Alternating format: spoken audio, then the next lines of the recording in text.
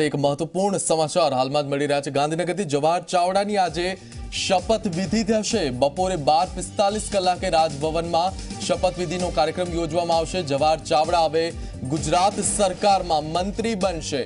તો ગઈકાલે જ કોંગ્રેસમાંથી ભાજપમાં આવેલા જવાહર ચાવડા હવે ગુજરાત સરકારમાં મંત્રી બનશે। આ જાહેરાત હાલ ગાંધીનગરથી થઈ છે અને ગાંધીનગરમાં બપોરે 12:45 કલાકે રાજભવનમાં તેમની શપથવિધિનો કાર્યક્રમ યોજાશે। અને એ જ અટકળો હતી કે જે પણ કોંગ્રેસમાંથી ધારાસભ્ય પદ છોડી ભાજપમાં આવે છે તેમને ભાજપમાં મંત્રી મંડળ આપવામાં આવશે। ઝી 24 કલાકે સૌપ્રથમ આપને આ જાણકારી આપી હતી અને ત્યારબાદ એ જ જાણકારી પર હાલ મહોર વાગી ચૂકી છે અને જવાહર ચાવડા હવે ગુજરાત સરકારમાં મંત્રી બનશે। તો ગઈકાલે જ તેમણે ભાજપનો કેસરીઓ પહેરી લીધો હતો। ગઈકાલે કોંગ્રેસને 2 ઝટકા વાગ્યા, એમાં સૌપ્રથમ ઝટકો જવાહર ચાવડાનો હતો, ત્યારે જવાહર ચાવડા હવે મંત્રી બનવા જઈ રહ્યા છે। આપને જણાવી દઈએ કે ગઈકાલે જ્યારે તેમને ભાજપમાં ભેળવવામાં આવ્યા, ભાજપનો કેસરીયો ખેસ પહેરાવવામાં આવ્યો, ત્યારે પ્રદીપસિંહ જાડેજાએ એક નિવેદન આપ્યું હતું કે હવે સૌરાષ્ટ્રમાં ભાજપ વધુ શક્તિશાળી થશે, વધુ મજબૂત થશે અને આજ ભાજપને લોકસભા પહેલા મજબૂત કરવા માટે જવાહર ચાવડા જોડાશે મંત્રીમંડળમાં। તો છેલ્લા 3 થી 4 દિવસથી આ અટકળો ચાલી રહી હતી, જ્યારથી સ્વર્ણિમ સંકુલમાં સફાઈ કામગીરી ચાલુ થઈ, ત્યારે આ વિશે જ વધુ માહિતી સાથે ગાંધીનગરથી જોડાયા છે અમારા સંવાદદાતા હિતલ પારેખ। હિતલ, જવાહર ચાવડા થોડા જ સમયમાં મંત્રી બની જશે, જે અટકળો હતી એ અટકળો સાચી પડી રહી છે, શું છે વધુ વિગતો?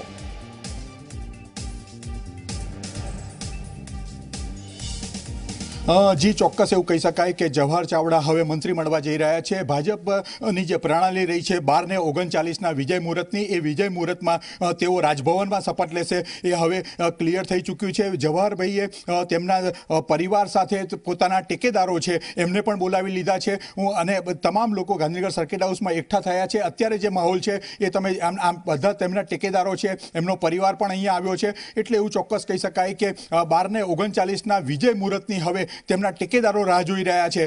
આપણી સાથે જવાહરભાઈ પોતે છે, જવાહરભાઈને વાત કરીશું।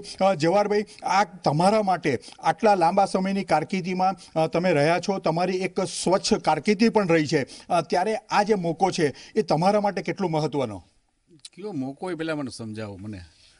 12 વાગે તમને સીએમએ બોલાયા, તમે કીધું શું આમાં આખી ઘટના શું? 12 વાગે સીએમએ બોલાવ્યા છે અને બધાએ કાર્યક્રમની ઈચ્છા હતી કે અમે પણ મુખ્યમંત્રીને મળીએ, એના કારણે બધાને બોલાવેલા છે। ચોક્કસ જવાહરભાઈ, અત્યારે જે પ્રકારની ઘટનાક્રમ છે એમાં એ થઈ રહ્યા છે, એમનો દીકરો પણ છે, દોસ્ત તારી પોતાની વ્યક્તિગત ઈચ્છા શું, પપ્પાની ઈચ્છા કેટલી પૂરી થાય, શું માને છે તું?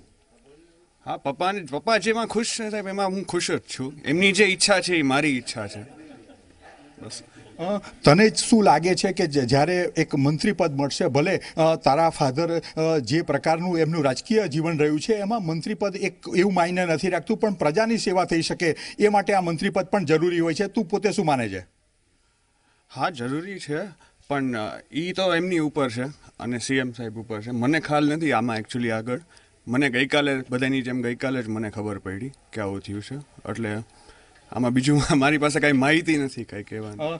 જી ચોક્કસ, એમના જે ટેકેદારો છે એમની સાથે પણ આપણે વાત કરીશું સીધી રીતે।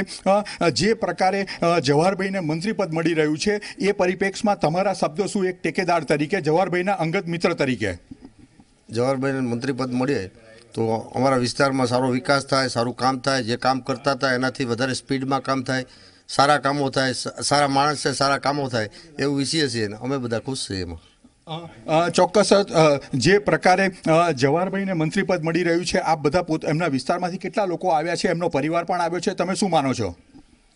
અમે બધા આવ્યા છીએ, અમે બધા બહુ ખુશ છીએ અને જવાહરભાઈ એક માનવતાવાદી માણસ છે અને માણસોનું જ ભલું કરવા ઈચ્છે છે। અમારી પ્રજા અહીંયાની જે છે, અમારા મત વિસ્તારની, એનું ભલું કરવા ઈચ્છે છે, આખા ગુજરાતનું ભલું કરવા ઈચ્છે છે, એટલે એને જે મળે એ પ્રજાને મળશે। ચોક્કસ, તમારી જવાહરભાઈ મંત્રી બને એ પછી શું અપેક્ષા હશે એક ટેકેદાર તરીકે અને વિસ્તારના લોકો તરીકે? અમારી અપેક્ષા એ હશે કે આટલા વર્ષોથી આ જવાહરભાઈને જેટલા મતદારોએ ચાહ્યા, એને મત આપ્યા, એને આવડા મોટા બનાવ્યા, એ બધાયના કામ કરવામાં જવાહરભાઈ હિંમતપૂર્વક આગળ વધે। જી ચોક્કસ એવું કહી શકીએ કે આપણે બીજા પણ જે અગ્રણીઓ છે એમની સાથે વાત કરીએ. જવાહરભાઈને જે રીતે મંત્રીપદ મળી રહ્યું છે, આપ પોતે વ્યક્તિગત રીતે શું માનો છો? જવાહરભાઈ ચાવડાના મંત્રી બનવાથી અને ભારતીય જનતા પાર્ટીમાં પ્રવેશ કરવાથી જૂનાગઢ જિલ્લામાં ભારતીય જનતા પાર્ટીનો વ્યાપ વધ્યો છે. આગામી દિવસોમાં જૂનાગઢમાં એકમાત્ર ધારાસભ્ય ભાઈ શ્રી દેવાભાઈ હતા. બીજા ધારાસભ્ય તરીકે જવાહરભાઈ જ્યારે ભાજપમાં એમનો પ્રવેશ થયો છે ત્યારે જૂનાગઢ માત્ર માણાવદર મત વિસ્તાર પૂરતું નહીં, પરંતુ જૂનાગઢ લોકસભા અને પોરબંદર લોકસભાની આગામી જે ચૂંટણી યોજાવાની છે એમાં ભારતીય જનતા પાર્ટીને જબરજસ્ત ફાયદો થવાનો છે. અને પોતે એક શિક્ષણ ક્ષેત્ર સાથે પણ જોડાયેલા છે, સામાજિક કાર્યો સાથે પણ જોડાયેલા છે અને એમની જે સેવાકીય પ્રવૃત્તિ છે કે જેનાથી માણાવદર મત વિસ્તારમાં જંગી લીડથી ચૂંટાણા હતા.